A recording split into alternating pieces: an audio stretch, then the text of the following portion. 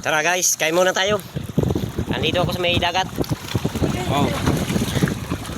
Tinunot tsaka chicken ng ulam. Ayun yung anak ko. Sarap ng kain sa baba ng tubig.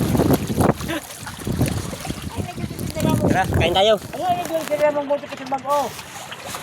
Dahil nasa sa ng buti ho, ay nag-isip, inanod na.